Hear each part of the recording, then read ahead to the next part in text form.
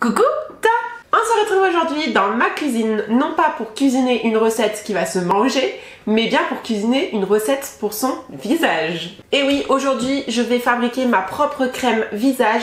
Alors pour ceux qui n'ont pas suivi, et si jamais c'est le cas, c'est que vous n'êtes pas abonné, donc je vous invite de suite à vous abonner à ma chaîne. Mais ça va bientôt faire 1 an que je n'applique plus aucune crème visage sur mon visage.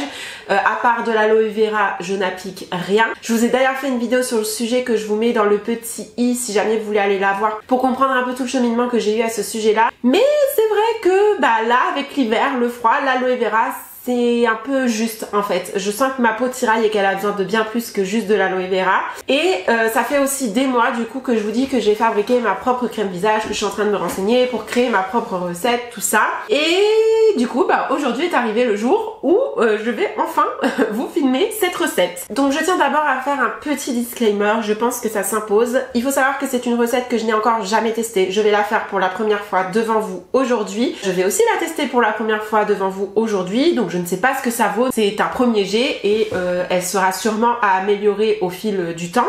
Et aussi, si jamais vous décidez de reproduire cette recette, faites attention aux ingrédients. C'est que des ingrédients naturels que j'ai choisis pour cette recette là, parce que c'était le but dans l'idée de faire ma propre crème visage, d'avoir une compo le plus clean possible. Mais voilà, ça n'empêche pas que même si c'est naturel, on peut réagir à certains produits, donc faites attention si jamais vous décidez de reproduire cette recette là. Testez peut-être d'abord sur le dos de votre main ou sur une petite partie de votre visage pour vérifier que vous ne faites aucune réaction. Et à savoir aussi que j'utilise des huiles essentielles, enfin une huile essentielle dans cette recette là, et donc il faut faire attention aux huiles essentielles. J'ai encore une fois fait attention à choisir une huile essentielle qui est normalement sans souci, qui convient à tous les types de peau, qui n'a pas de contre-indication ni quoi que ce soit. Déjà, si vous êtes une femme enceinte ou qui allaite, n'utilisez pas cette recette tant que vous êtes enceinte ou allaitante, parce que les huiles essentielles c'est totalement contre-indiqué dans ce cas là. Mais voilà, juste faites attention. C'est tout ce que je voulais dire. Et puis c'est parti, on commence avec la recette. Donc déjà au niveau des ingrédients, la base c'est le beurre de karité. Donc moi celui-là vient de chez Le Molly. Je l'avais reçu en cadeau suite à une commande que j'avais passée. Et c'est en fait ça qui m'a donné envie de créer ma propre recette. Parce que j'ai regardé un peu ce qu'on pouvait faire avec et j'ai vu que c'était une très bonne base de crème. Donc c'est pour ça que j'ai décidé que j'allais en faire ma base aussi pour ma crème. Je connais pas du tout le beurre de karité. J'ai déjà un peu prélevé comme ça une fois quand je l'ai reçu pour voir un peu la texture et tout ça. Et c'est quand même assez gras. De toute façon c'est réputé pour être gras le beurre de karité, donc j'espère que ça va pas me faire une crème trop grasse. Mais bon, comme je vous dis, c'est un premier jet, on est là pour tester, donc on ajustera si besoin au fil du temps. Et je vais utiliser la totalité du pot pour faire ma crème parce qu'aujourd'hui je vais faire une petite quantité normalement, c'est censé être une petite quantité. Après voilà, vous allez voir que ma recette elle est quand même un petit peu au pifomètre, hein.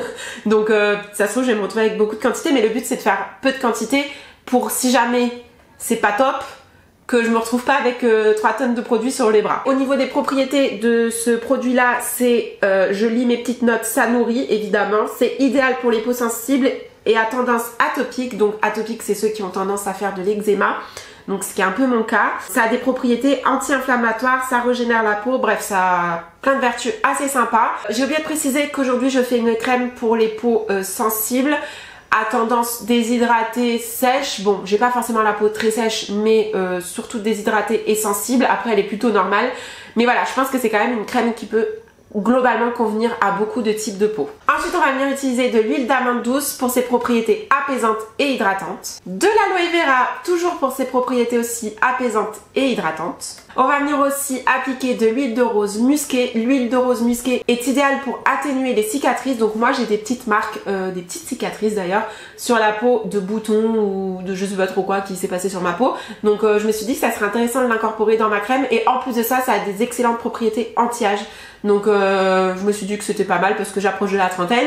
Ensuite, pour la conservation, je vais venir appliquer aussi quelques gouttes de vitamine E. Sachant que la vitamine E, ça a aussi d'autres propriétés que juste la conservation, mais ça dépend du dosage qu'on utilise. Je vais pas vous les exposer ici dans la vidéo parce que je crois que j'ai prévu un dosage qui permet juste de conserver. Et enfin, de l'huile essentielle d'ylang-ylang. Ça va venir tonifier la peau, la régénérer et c'est aussi un excellent antioxydant. Donc qui dit antioxydant dit aussi aide à lutter contre les signes de l'âge, tout ça. Et en plus, ça sent ultra bon, donc ça va venir donner une petite odeur sympathique à la crème. J'ai mis ça aussi parmi les ingrédients, mais je vais venir l'appliquer à part. J'ai acheté de l'acide hyaluronique, donc c'est un sérum concentré à l'acide hyaluronique. À la base, je voulais mettre de l'acide hyaluronique directement dans la composition de la crème. Et en fait, sur Amazon, j'ai trouvé ce produit-là qui est directement prêt à utiliser. Et je me suis dit que ça serait peut-être plus simple de l'utiliser seul plutôt que mélanger dans la crème. Et j'ai oublié de préciser aussi que j'ai pris tous mes ingrédients sur Aromazone, sauf l'huile essentielle d'ylang ylang que j'avais déjà chez moi, et c'est une huile essentielle qui vient de chez Floram.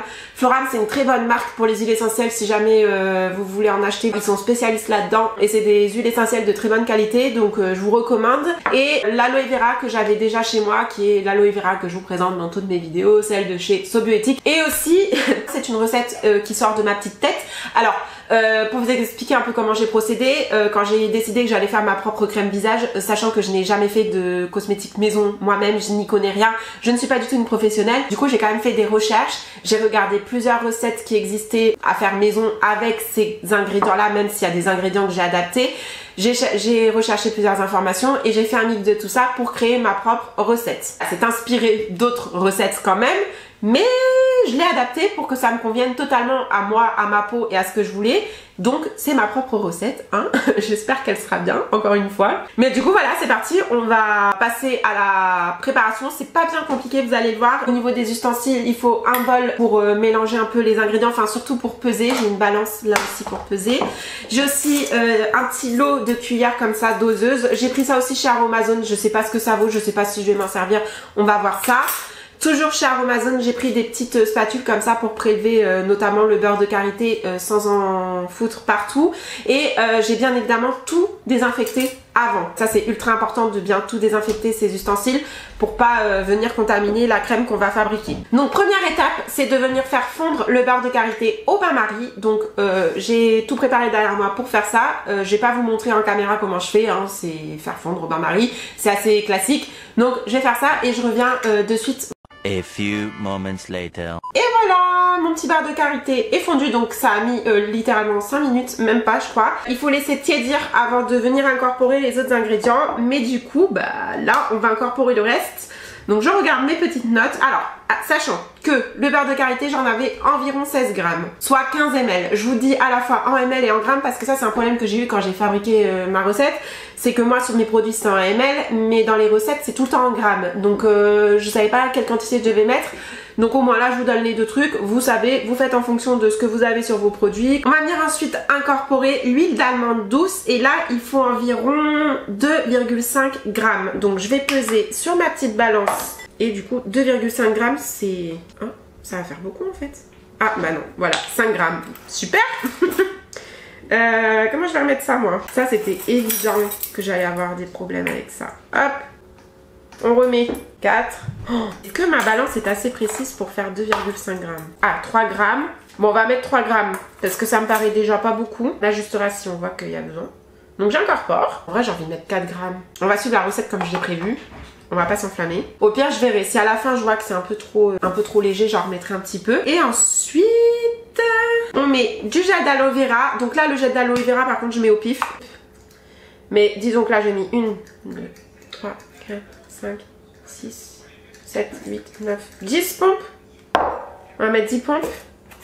Je vais mélanger. En vrai, je pense que je peux en mettre plus. Pour l'instant, je vais rester sur 10 pompes de gel d'aloe vera et je viendrai en rajouter si besoin après. Ensuite, l'huile de rose musquée, environ 1 gramme. Ah, je m'attendais à une odeur un peu plus sympathique. En fait, je pense qu'il faudrait une balance vraiment adaptée parce que là, ma balance, elle est pas assez précise. Donc bon, c'est pas grave. Encore une fois, on teste, on verra bien. Bon, là, ce qui est bien avec l'huile de rose musquée de Aromazone, c'est que c'est un compte-gouttes.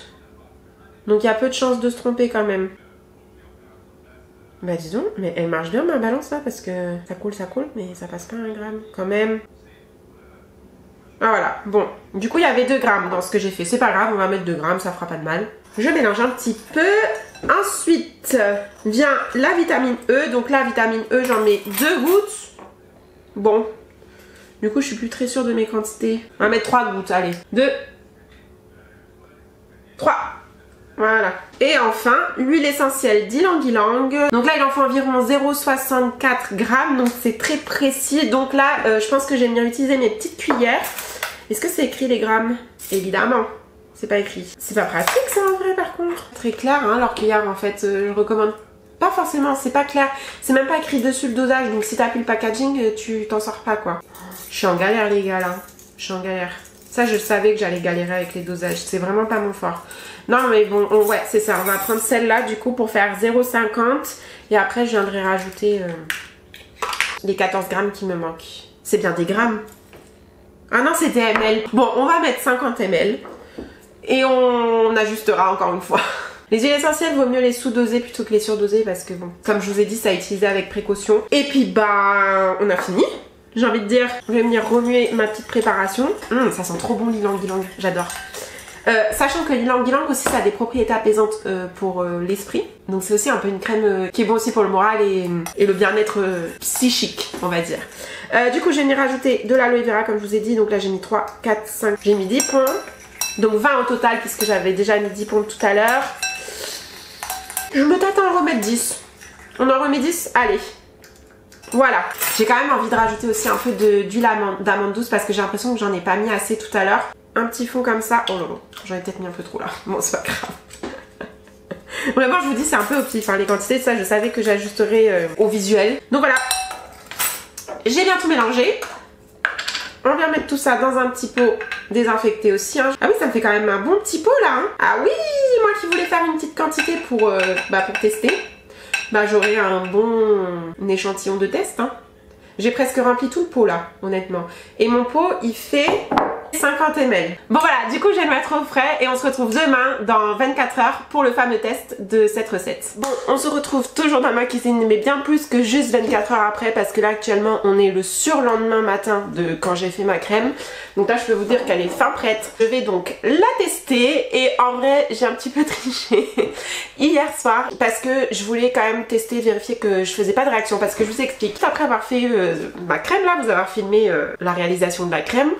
Le soir, je me suis appliqué mon aloe vera sur le visage, j'ai fait ma petite routine soin entre guillemets de tous les soirs. Et je sais pas pourquoi j'ai eu une illumination à ce moment-là. Souvenez-vous, je vous ai dit quoi tout à l'heure par rapport au dosage des huiles essentielles ? Les huiles essentielles, vaut mieux les sous-doser plutôt que les surdoser parce que bon... Voilà, et moi je me suis rendu compte que quoi ? Bien évidemment, j'avais surdosé en fait. Je vous ai dit dans la vidéo qu'il fallait mettre 0,064 grammes et que je savais pas comment doser ça avec ma petite balance qui était pas assez précise.